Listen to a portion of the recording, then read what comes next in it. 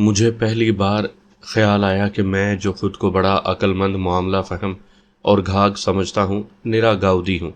یہ تو میں بھی سن چکا ہوں کہ زیوسا ایک یونان کی دیوی ہے اور کس قسم کی شہرت رکھتی ہے۔ یہ خیال مجھے کیوں نہیں آیا کہ وہاں کی میتھولوجی میں اس کی تفصیل پڑھتا، وہاں کے عقائد جان کر معاملے کی تہہ تک پہنچنے کی کوشش کرتا، یہ پتہ کرتا کہ آخر ایلن کا ان زنجیروں سے کیا تعلق تھا۔ ٹھیک ہے کہ وہ اسے کسی عورت نے یہ کہہ کر دی تھی کہ وہ ان کی مالک بن کر دنیا کی امیر ترین عورت بن جائے گی، مگر وتسلا نے مجھے بالکل مختلف بات بتائی تھی کہ وہ زنجیروں کو محض اس لیے حاصل کرنا چاہتی ہے کہ زیوسا کو قابو میں کر سکے۔ یعنی اس طرح تو ابا اور رابرٹ کے ساتھ ہونے والی ساری کہانی ہی بے بنیاد ہو جاتی۔ پھر وتسلا نے یہ بھی کہا تھا کہ ایلن مر جانے کے باوجود کچھ روحوں کو روکنے کی صلاحیت رکھتی ہے اور انہیں اذیت سے دوچار کر رہی ہے، وہ زنجیریں حاصل کرنا چاہتی ہے۔ میں یہ سب سوچ رہا تھا اور وہ ساری باتیں آپس میں گڈمڈ ہو رہی تھیں۔ منع دادا آنکھیں بند کیے لیٹے تھے، مجھے لگ رہا تھا کہ وہ کچھ چھپا رہے ہیں۔ بہرحال یہ فیصلہ میں نے کر لیا کہ فرصت پاتے ہی میں اس زیوسا نامی دیوی کے بارے میں معلومات ضرور حاصل کروں گا۔ حیرت مجھے یہ تھی کہ کہاں یونان اور کہاں انڈیا۔ ابا اگر سیر سپاٹوں کے شوقین نہ ہوتے اور رابرٹ وغیرہ سے ان کی دوستی نہ ہوتی تو شاید یونانی دیوی دیوتاؤں کا چکر انڈیا تک نہ پہنچتا۔ انڈیا میں کم دیوی دیوتا ہیں کہ جو باہر سے بھی اسمگل ہو جاتے، مگر جو کچھ ہونا تھا ہو چکا تھا۔ اب میری پریشانی تو صرف اتنی رہ گئی تھی کہ منع دادا ایسے کون سے فیصلے کرنا چاہتے ہیں یا کرنے پر مجبور ہیں جو میرے خلاف ہوں گے۔ جب سوچ سوچ کر میرا دماغ پھوڑے کی طرح پکنے لگا تو میں نے اپنے ذہن کو ہر اندیشے سے خالی کر دیا۔ میں اب کچھ نہیں سوچنا چاہتا تھا۔ ان کری سوچوں سے نجات ملی تو فرحت کا خیال نرم جھونکے کی طرح مجھے تر و تازہ کر گیا۔ وہ مجھے دیکھ کر کتنی حیران ہوگی، یہ خیال ہی بڑا سنسنی خیز تھا۔ دادا کی موت پر بیمار اور بے ہوش رہنے کے بعد سے میری اس سے کوئی بات ہی نہیں ہوئی تھی۔ جب بمبئی گیا تب بھی ایسی کوئی بات نہیں ہوئی جو دماغ کے کسی کونے میں دبکی بیٹھی ہوتی۔ ہاں، اس کی خوبصورت آنکھوں میں ایک روشنی میں نے محسوس کی تھی جس میں محبت بھی تھی، خوشی بھی، دکھ بھی اور تشکر بھی، یا پتہ نہیں ان میں سے کوئی ایک چیز، لیکن وہ چمک مجھے یاد رہ گئی تھی۔ شاید بی جان نے اسے بتا دیا تھا یا پھر اس نے بی جان اور خالہ بی کی باتیں سن لی تھی۔ اس بار میں اسے کہہ دوں گا، میں نے فیصلہ کیا۔ کبھی کبھی چند لمحوں کا حسن زندگی کے طویل بدصورت حصے میں بڑا سہارا بن جاتا ہے۔ شاید اسی لیے لوگ جو محبت میں سرگوشیاں کرتے ہیں انہیں مدتوں نہ صرف یہ کہ یاد رہتی ہیں بلکہ ہر قسم کے نامساعد حالات میں حوصلہ بھی دیتی ہیں۔ پھر سارا سفر عام سی باتوں میں کٹ گیا۔ میں نے محسوس کیا کہ منع دادا اس موضوع پر زیادہ بات نہیں کر رہے ہیں، حالانکہ میرے ذہن میں یہی تھا کہ ہم اس معاملے پر سوچ بچار کے علاوہ تبادلہ خیال بھی کریں گے، کوئی لایا عمل طے کریں گے، ایک دوسرے کے درمیان انڈرسٹینڈنگ پیدا کریں گے، مگر ایسا نہیں ہو سکا۔ جب میں نے ایسی کوئی کوشش کی، منع دادا ٹال گئے۔ سامعین کرام، آپ سن رہے ہیں ایک خوفناک اردو کہانی جس کا نام ہے کال بیل۔ اس کہانی کی مصنفہ ہیں سیما غزل اور یہ اس سلسلے کی قسط نمبر 35 ہے۔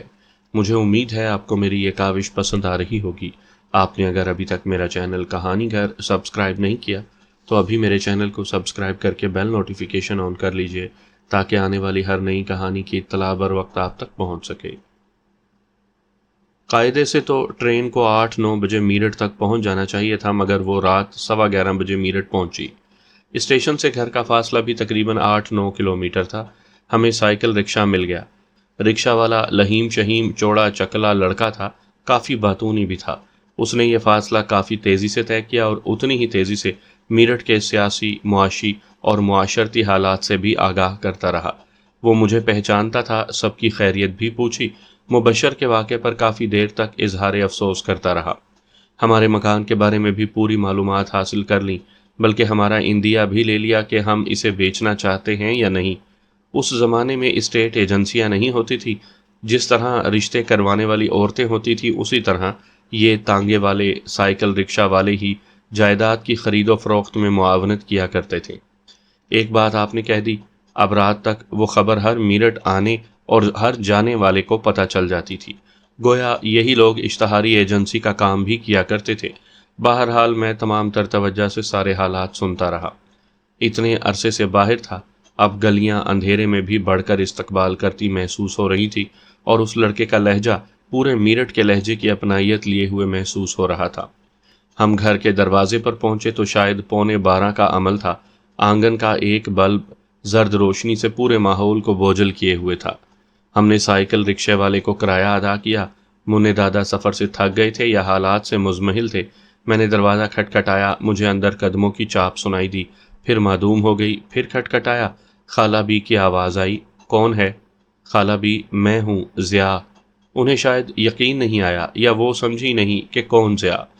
کون ضیاء؟ کس سے ملنا ہے؟ خالہ بی، میں دہلی سے آیا ہوں، ضیاء الرب۔ دروازہ کھولیں، میرے ساتھ منّے دادا بھی ہیں۔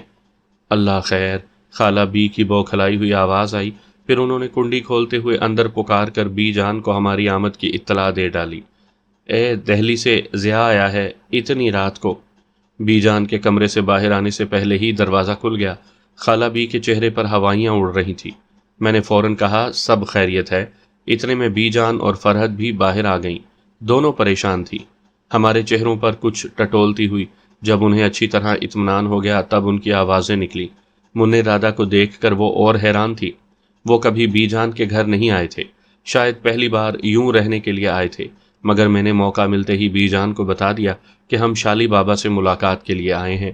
ہر طرح خیریت ہے، مگر حفظ ما تقدم کے طور پر پرسکون کے وقت ان سے ملنا چاہتے ہیں۔ پتہ نہیں انہیں یقین آیا یا نہیں، مگر وہ تناؤ ختم ہو گیا جو ہماری آمد سے ان کے چہروں پر چھا گیا تھا۔ آدھے گھنٹے بعد ہی سب ٹھیک ہو گیا۔ اماں کی بھیجی ہوئی چیزوں نے بھی کچھ اطمینان دلایا۔ عصمت آپا نے فرحت کے نام خط بھیجا تھا۔ خیر خیریت کی باتیں ہوتی رہیں۔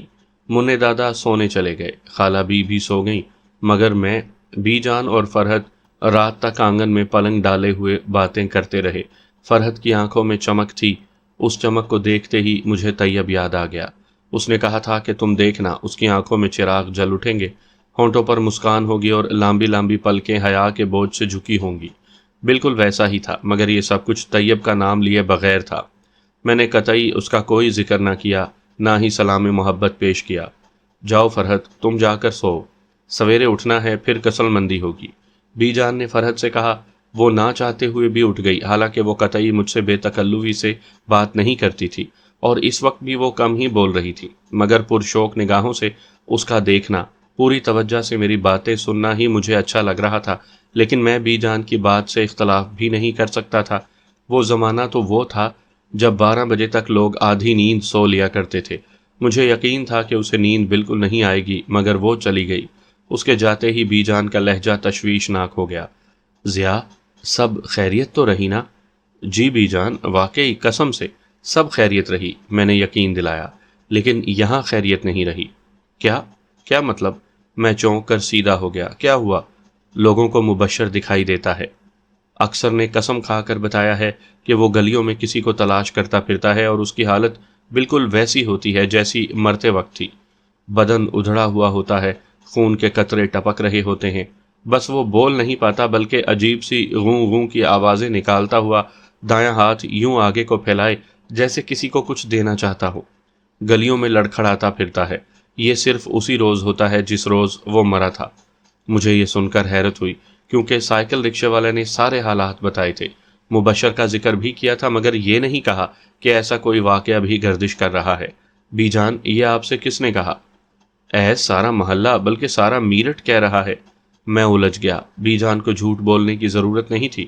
وہ ان لوگوں میں سے نہیں تھی جو بات کا بتنگڑ بنا لیتے ہیں یا کسی واقعے کا ذکر کر کے سنسنی پیدا کر کے اپنا کوئی شوق پورا کرتے ہیں۔ صبح کو نکلو گے نا تم؟ خود سن لینا۔ محلے والے تو یہاں تک کہتے ہیں کہ وہ یہاں سامنے والی سڑک سے بالکل یوں آ رہا ہوتا ہے جیسے اس روز آپ کے گھر کی طرف آ رہا تھا، اور یوں کسی کی طرف ہاتھ بڑھا رکھا ہوتا ہے جیسے اس روز سامنے ضیاء کھڑا تھا۔ تم خود سن لینا۔ وہ شاید سمجھ گئیں کہ مجھے یقین نہیں آ رہا۔ نہیں، ظاہر ہے آپ بتا رہی ہیں تو غلط نہیں ہوگا، میں نے دھیرے سے کہا، اور اپنی شک کی وجہ بھی بتا دی۔ ہاں، تو اس نے یہ سوچ کر نہیں بتایا ہوگا کہ تمہارے ساتھ بڑے میاں تھے۔ اتنا ہولناک قصہ بچوں یا بوڑھوں کے سامنے یوں منہ کھول کر رات کے پچھلے پہر بتانا ٹھیک بھی تو نہیں ہوتا۔ کوئی سلجھا ہوا بچہ ہوگا۔ وہ ٹھیک کہہ رہی تھی، وہ کافی سلجھا ہوا بلکہ پڑھا لکھا لڑکا لگ رہا تھا۔ ممکن ہے اس نے مبشر کا ذکر یہی سوچ کے نکالا ہو پھر منع دادا کی وجہ سے گول کر کے بات پلٹ دی ہو کہ کہیں اتنی رات کو یہ خوف سے لڑک نہ جائیں۔ اچھا اب سو لو، گھنٹے 2 گھنٹے بعد ہی پھر اٹھنا پڑے گا۔ میری آنکھوں میں تو جلن ہونے لگی۔ اللہ تیرا شکر ہے کہ سب خیریت ہے، ورنہ تو میں بالکل ہی ہول گئی تھی۔ بی جان یہ کہتی ہوئی سونے کے لیے چلی گئیں۔ میں وہیں پلنگ پر پھیل کر لیٹ گیا اور سونے کی کوشش کرنے لگا۔ اگلے روز ہم ناشتے کے بعد اپنے گھر کی طرف چل پڑے۔ منع دادا مکان کو اندر سے دیکھنا چاہتے تھے، میں بھی یہی چاہتا تھا کہ اندر کی حالت دیکھ لوں۔ کمرے تو بند کیے گئے تھے، سامان بھی اندر تھا، ایک نظر ڈالنا بھی ضروری تھا۔ اماں نے تو سختی سے تاکید کی تھی کہ وہاں جانے کی کوئی ضرورت نہیں، مگر منع دادا کا اور میرا خیال تھا کہ ہم کم از کم ایک نظر ضرور دیکھ لیں گے۔ کچھ ضرورت کا سامان جو لے جایا جا سکتا ہے لے جائیں گے۔ پہلے تو ہم افراتفری میں گئے تھے، پھر ایک آدھ دفعہ دادا آئے تھے مگر ہم سے کسی کو لے کر نہیں آئے تھے۔ ممکن ہے منع دادا کو پتا ہو کہ کیا رہ گیا ہے اور کیا وہ لے گئے۔ یہ تجویز منع دادا ہی کی تھی کہ وہاں جانا چاہیے۔ ہم اپنے محلے میں پہنچے تو محلے والوں نے ہاتھوں ہاتھ لیا۔ منع دادا کو بھی لوگ پہچان گئے اور مجھے بھی۔ میں تو خیر کچھ عرصہ پہلے ہی ہو کر گیا تھا۔ میں اور منع دادا اپنے گھر جانے سے پہلے مبشر کے گھر گئے۔ میں آپ کو بتا چکا ہوں کہ اس کا گھر ہمارے گھر کے بالکل قریب تھا، بلکہ ہمارے گھر کی شمالی دیوار اور ان کے صحن کی دیوار ایک ہی تھی۔ وہاں پہنچ کر سب سے پہلے تو یہ افسوسناک خبر سننے کو ملی کہ مبشر کے والد لمبے عرصے تک بیمار رہ کر گزشتہ مہینے مر گئے۔ اماں اور بہنیں ہیں یا مبشر کے 2 چھوٹے بھائی۔ بڑا بھائی کلکتہ چلا گیا تھا، وہ بینک میں کام کرتا تھا، وہاں پوسٹنگ کی وجہ سے بیوی بچوں کو بھی لے گیا تھا۔ چھوٹے دونوں کنوارے تھے اور اب وہی گھر سنبھالے تھے۔ یہ دونوں بھائی ہمیں نہیں ملے، کام پر گئے ہوئے تھے۔ ماں بہنیں پردہ کرتی تھیں، ہم دروازے سے ہی تعزیت کر کے لوٹ آئے۔ بڑی بوا کا داماد بھی ملا، اس کا نام تو اس وقت مجھے یاد نہیں ہے مگر وہ ببن کہلاتا تھا۔ مجھے دیکھتے ہی ببن کا رنگ پہلے سرخ ہوا، بتیسی نکل آئی، پھر میں نے محسوس کیا کہ وہ ایک دم ہی فق ہو گیا تھا۔ یہ تغیر کیوں رونما ہوا یہ مجھے اس وقت پتہ چلا جب وہ منع دادا سے مصافحہ کرنے کے بعد ہم لوگوں سے کچھ فاصلے پر جا کر کھڑا ہو گیا۔ ہمارے گھر کے دائیں طرف کے گھر میں رہنے والے بیگ صاحب جو منع دادا کے ہم عمر تھے اور بقول منع دادا کے ان کے پرانے دوست بھی تھے، منع دادا کو اپنے گھر کی بیٹھک میں لے گئے۔ اس بیٹھک کا دروازہ باہر گلی میں کھلتا تھا۔ سامنے کے حصے میں انہوں نے اس چھوٹے سے کتے میں گھاس پھوس لگا کر کیاریاں بنا کر چھوٹا سا باغیچہ بنا لیا تھا۔ اس کے چاروں اطراف لکڑی کا جنگلہ تھا۔ ہم اندر گئے تو بیٹھنے کے بعد میری نگاہ ببن پر پڑی جو جنگلے سے باہر ایسے کھڑا تھا کہ اسے میں صاف نظر آؤں۔ اس نے مجھے سر ہلا کر باہر آنے کا اشارہ کیا اور فوراً ہی پلٹ گیا۔ میں اس کے انداز پر حیران ہو گیا۔ میری اس سے قطعی بے تکلفی نہیں تھی، پھر بھی اس کے چہرے کا فق ہونا مجھے اکسا رہا تھا کہ پتہ کروں کیا بات ہے۔ بیگ صاحب نے چائے منگوا لی۔ میں اٹھ کر باہر آ گیا۔ منع دادا اور وہ بچپن کی باتیں کرنے لگے۔ مجھے باہر آتا دیکھ کر ببن ایک طرف کو بڑھ گیا اور پھر اس نے مجھے قریب آنے کا اشارہ کیا۔ کیا بات ہے ببن؟ میں نے قریب جا کر پوچھا۔ بھائی ابھی آپ اپنے گھر پر نہیں گئے کیا؟ اس نے ہمارے گھر کے بڑے سے گیٹ کی طرف دیکھتے ہوئے پوچھا۔ نہیں، اب جائیں گے۔ مجھے تو یہ سوچ کے ہی کوفت ہو رہی ہے کہ اندر سامان دھول میں اٹا ہوا ہوگا۔ بھائی وہاں مت جائیے گا، اس نے گھگیائے ہوئے انداز میں کہا۔ کیا بات ہے ببن؟ میں چونک گیا۔ بھائی وہاں مبشر رہتا ہے۔ کیا؟ مجھے بی جان کی بات یاد آ گئی۔ کون مبشر؟ یہ میں نے اس لیے پوچھا کہ شاید وہ کسی اور مبشر کی بات کر رہا ہو۔ وہی جو مر گیا تھا۔ ببن تم ہوش میں تو ہو نا؟ ہاں بھائی میں ہوش میں ہوں۔ میں نے خود اسے دیکھا تھا، سارے محلے نے دیکھا تھا، مگر کسی نے مجھے یہ نہیں بتایا، صرف تم بتا رہے ہو۔ کسی سے بھی پوچھ لیں بھائی، میں غلط نہیں کہہ رہا۔ وہ رات بھر گلیوں میں پھرتا تھا، شالی بابا نے آ کر اسے آپ کے گھر میں بند کر دیا ہے۔ پھر اس سے پہلے کہ میں کچھ اور پوچھتا یا وہ کچھ بتاتا، مجھے منع دادا نے آواز دے لی۔ ببن تیزی سے آگے بڑھ گیا۔ میں منع دادا کے بلانے پر اندر چلا گیا۔ وہاں جا کر پتا چلا کہ جو بات ببن مجھے بتا گیا ہے وہی بیگ صاحب نے منع دادا کو بتائی ہے۔ منع دادا بہت ہراساں تھے۔ وہاں جا کر بیگ صاحب نے بھی یہی بتایا کہ شالی بابا کو بلوایا گیا، تب یہاں کے لوگوں نے سکھ کا سانس لیا، ورنہ راتوں کو ہر گھر کا ہر فرد جاگنے لگا تھا۔ اب گھر جانے کا سوال ہی نہیں تھا۔ بیگ صاحب نے تنبیہ کر دی تھی کہ آپ شالی بابا سے پوچھے بغیر گھر نہ کھولیں۔ بات ٹھیک تھی۔ میں اور منع دادا فوراً ہی وہاں سے چل پڑے۔ پہلے تو سوچا تھا کہ دن بھر گھوم پھر کر لوگوں سے ملیں گے، گھر کا دہلی کے جانے والا سامان نکلوائیں گے، مگر اب سارے پروگرام دھرے رہ گئے تھے۔ منع دادا کو علم تھا کہ شالی بابا جمعے کی شام کو ملیں گے۔ مگر ہم وہاں سے سیدھے اس آستانے پر پہنچے جہاں شالی بابا کا مسکن تھا۔ میں اس کے بارے میں نہیں جانتا تھا، مگر منع دادا کو شاید وہ بتا چکے تھے۔ یہ میرٹھ سے کچھ باہر کا علاقہ تھا۔ ایک چھوٹا سا کچا مکان تھا جہاں باہر بہت پرانا پیپل کا درخت تھا۔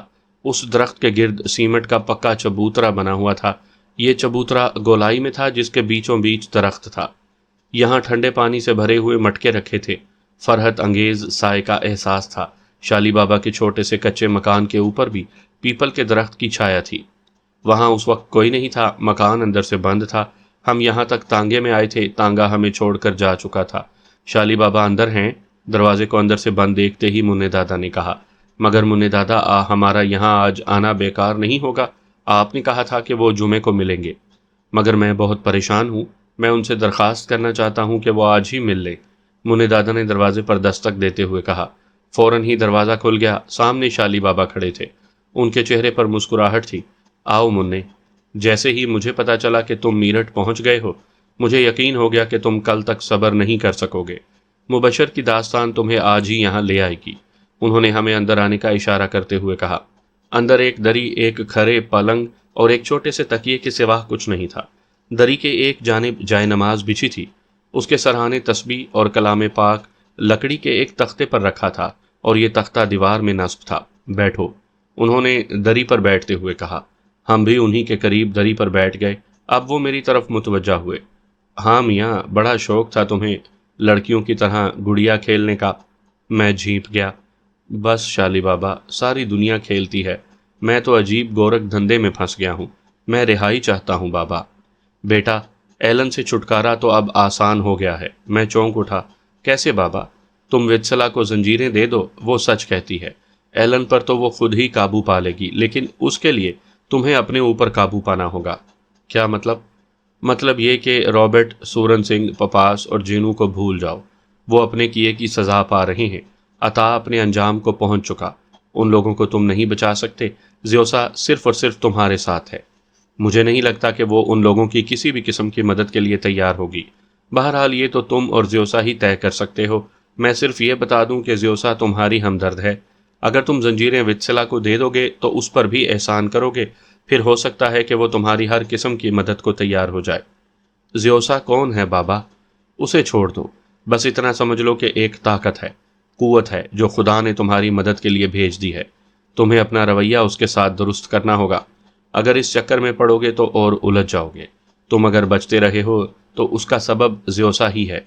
میں واقعی الجھ گیا۔ شالی بابا کے انداز سے پتہ چل رہا تھا کہ وہ وضاحت کرنے سے بچنا چاہتے ہیں۔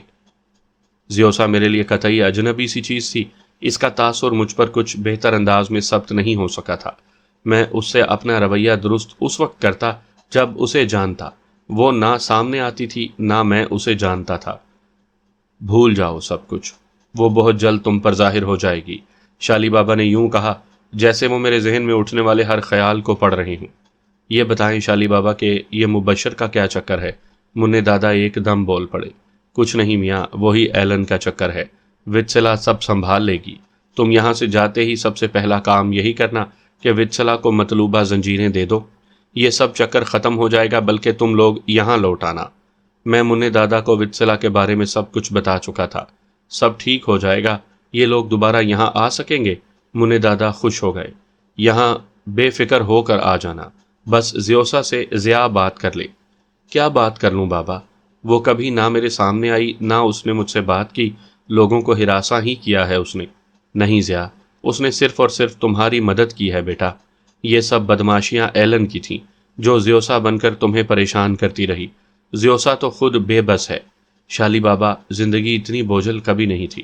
بھرا گھر چند سالوں میں خالی ہو گیا۔ یہ ہمارے لیے خوشخبری ہے کہ یہ سب واپس آ سکیں گے۔ منع دادا نے بات کاٹ دی۔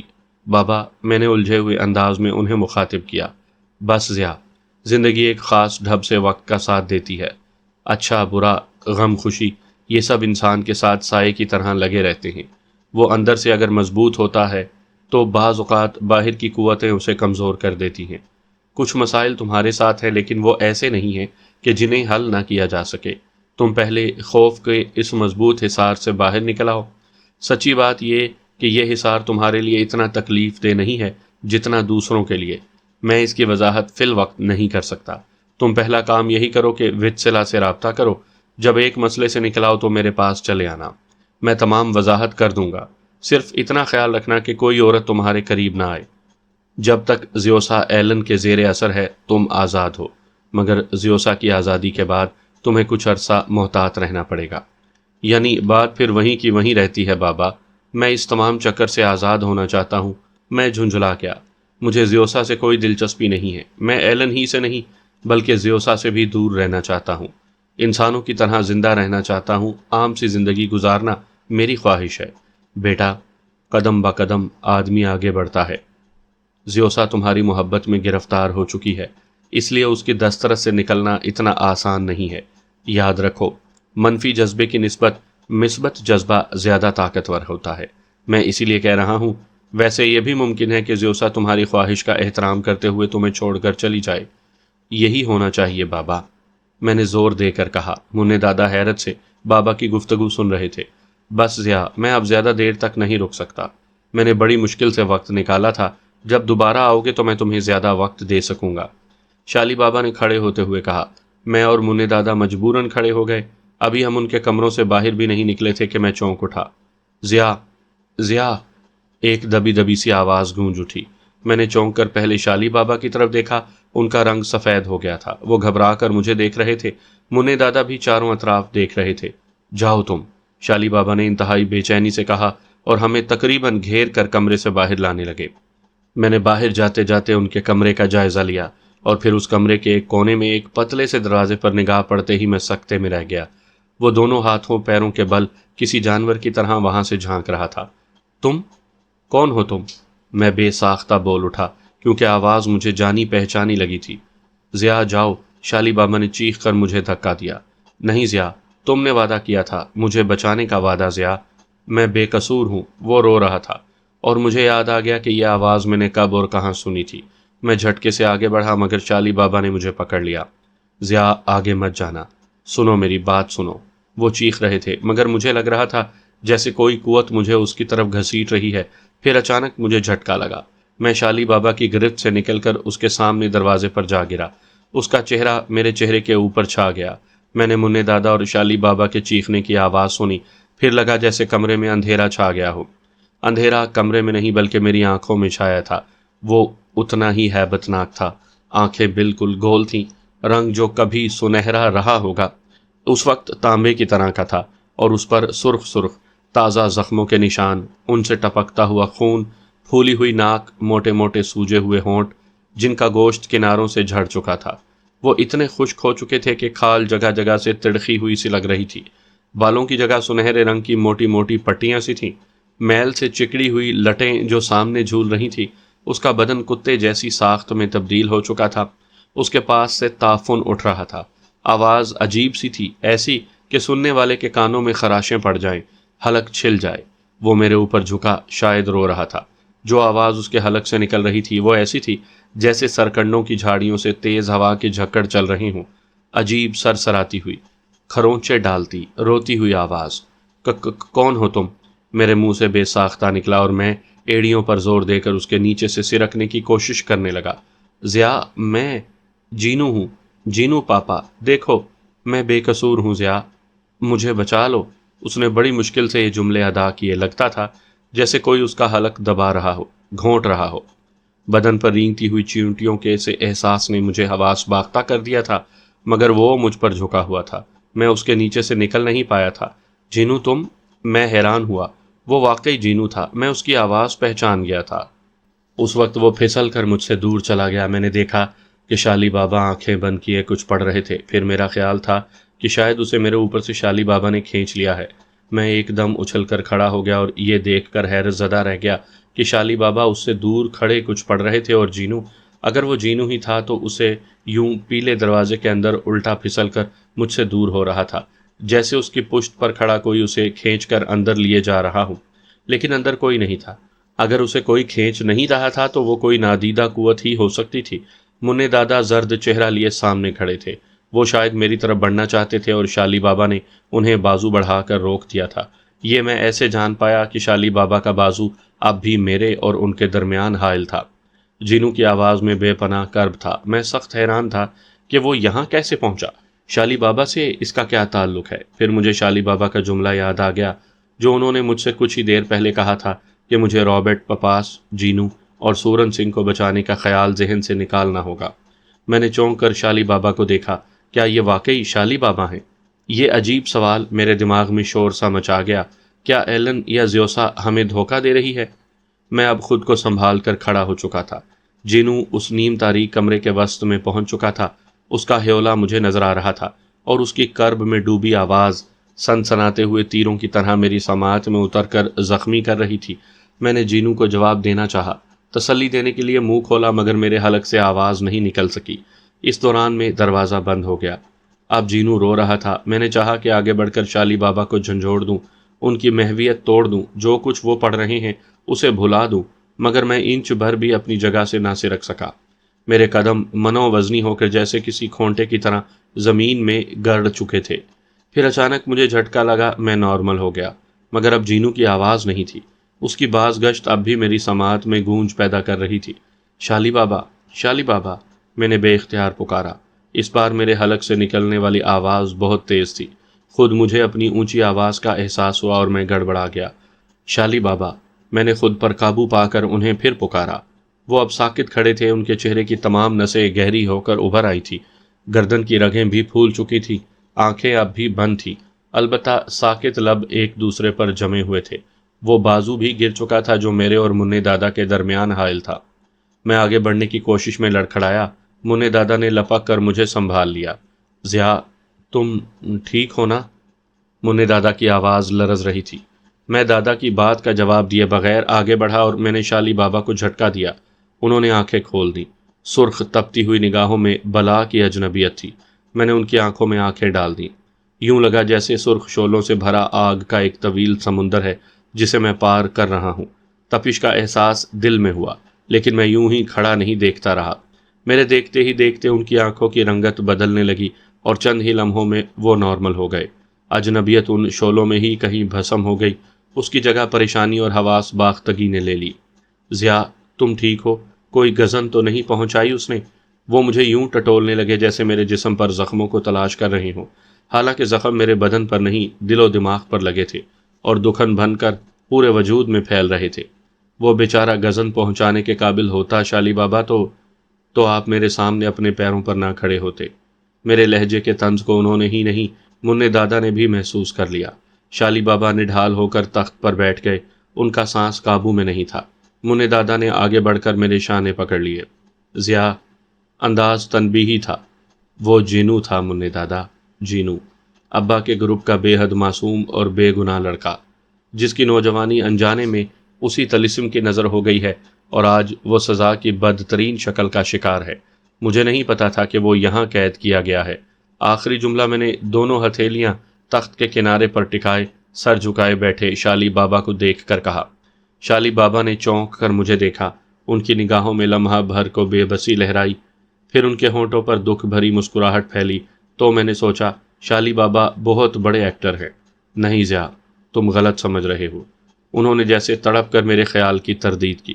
جینو کو میں بڑی مشکل سے وہاں سے نکال کر لایا ہوں، ورنہ شاید ڈگلس کی طرح تم اور طیب بھی اس کی درندگی کا شکار ہو چکے ہوتے۔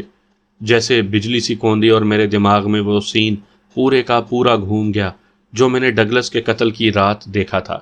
وہ بھیڑیا نما، سنہری لٹے چہرے پر ڈالے، چاروں ہاتھوں پیروں پر چلتا ہوا، خون میں لتھڑا چہرہ، ڈگلس کا ادھڑا ہوا جسم، ہاتھ کا وہ حصہ جو بھیڑیا نما شخص چباتے چباتے چھوڑ کر اچانک کہیں غائب ہو گیا تھا۔ سب کچھ صاف دکھائی دینے لگے، طوفانی جھکڑ سے چل گئے دماغ میں۔ جینو نے تم سے فون پر بات کی تھی ضیاء، اور یہاں فون نہیں ہے۔ اس غیر آباد علاقے میں میرے پاس ایسی کوئی سہولت نہیں ہے، شالی بابا دھیمے لہجے میں کہہ رہے تھے، جس میں سچائی بھی تھی اور شکست خوردگی بھی۔ منّے دادا نے مجھے دری پر بٹھا دیا اور خود بھی قریب بیٹھ گئے۔ شالی بابا اٹھے۔ انہوں نے ایک بڑے شیشے کے جار میں سے جو تخت کے بالکل کونے پر رکھا تھا اور اب تک میری نگاہوں سے پوشیدہ تھا، گلاس میں پانی بھرا اور ایک گھونٹ میں اسے پی گئے۔ چند لمحے خاموشی سنگلاخ چٹانوں کی طرح کمرے میں سینہ تانے کھڑی رہی، پھر شالی بابا کی آواز نے اسے توڑ دیا۔ وہ یقیناً مظلوم تھا، بے گناہ اور معصوم تھا، مگر ضیاء آگ کبھی یہ نہیں دیکھتی کہ اس کو پکڑنے کی کوشش کرنے والا قصوروار ہے، صفاک ہے، نرم دل یا معصوم۔ اس کی خاصیت ہے جلا دینا۔ وہ بہت چھوٹے سے معصوم بچے کو بھی اسی طرح جلا دیتی ہے جیسے شیشم کے کسی تناور بے جان درخت کو، پتھر کو یا کسی جانور کو، جینو معصوم اور بے گناہ سہی، مگر آگ میں ہاتھ اس نے بھی ڈالا تھا۔ سو جلنا ہی اس کا مقدر ہے۔ اس کے اندر پیدا کی جانے والی صفاکی، درندگی اور خونخواری کو قابو میں رکھنا ہی بس اس کی اور دوسرے لوگوں کی مدد ہے۔ وہ جب بے اختیاری طور پر کسی کو گزن پہنچاتا ہے یا پہنچانے پر مجبور ہوتا ہے، اس میں اس کے ارادے اختیار کو دخل نہیں ہوتا۔ اس بھیڑیا نما جسم کے اندر اس کا اپنا معصوم دماغ ہے۔ اس کے صفاک وجود میں اس کا ضمیر اسی طرح بے داغ ہے، اس لیے وہ جس اذیت کا شکار ہو جاتا ہے، اس اذیت سے بچانا ہی اب اولین مدد ہے۔